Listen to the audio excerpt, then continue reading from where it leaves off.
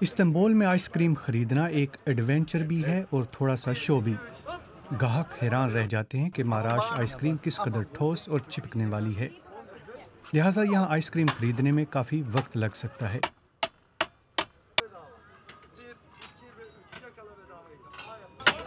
میرے خیال سے 15 منٹ لگے ہیں۔ میں نے نیٹ پر ویڈیو دیکھی اور خود تجربہ کرنا چاہتا تھا۔ شو بھی اچھا ہے اور ذائقہ بھی۔ امید ہے کہ ہماری یہ ثقافت آگے بھی زندہ رہے۔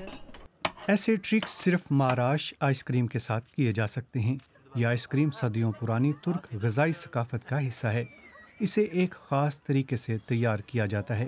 یہ بہت آہستہ پگھلتی ہے جبکہ چوئنگم کی طرح چپکتی رہتی ہے۔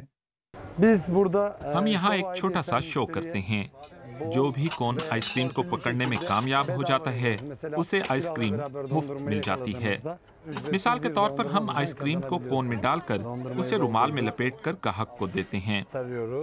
لطف اندوز ہونے کی دعا کے ساتھ شکریہ ادا کرتے ہیں، اور ہماری آخری ٹرک یہ ہے، ہوپلا، آئس کریم نیچے گرنے والی ہے۔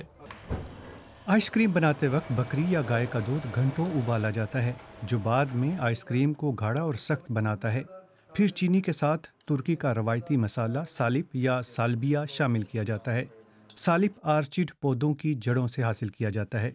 دراصل اس پودے کی تجارت پر پابندی ہے، لیکن یہاں سوکھی باقیات کو استعمال کیا جاتا ہے۔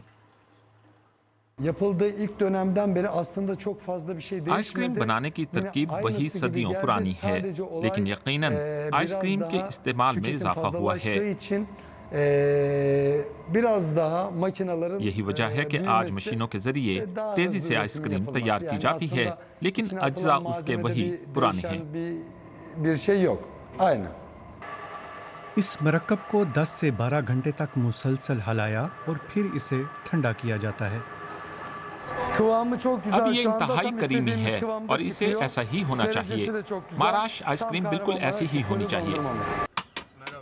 پھر اس آئس کریم میں پستے، بادام یا اخروٹ ملا دیے جاتے ہیں۔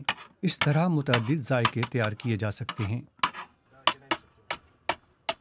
-40 ڈگری پر اسٹوریج کے بعد ہم آئس کریم کو اس وقت تک پھینٹتے رہتے ہیں جب تک یہ ٹھوس نہ ہو جائے۔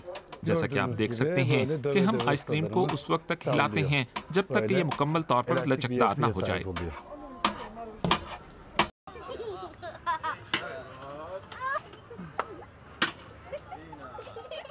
تاہم جلد یا بعدیر گاہک آخر کار اس کے ذائقے سے لطف اندوز ہوں گے۔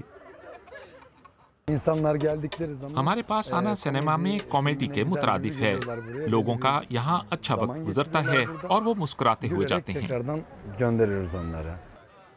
استنبول میں ماراش آئس کریم کا تعلق تفریح سے ہے،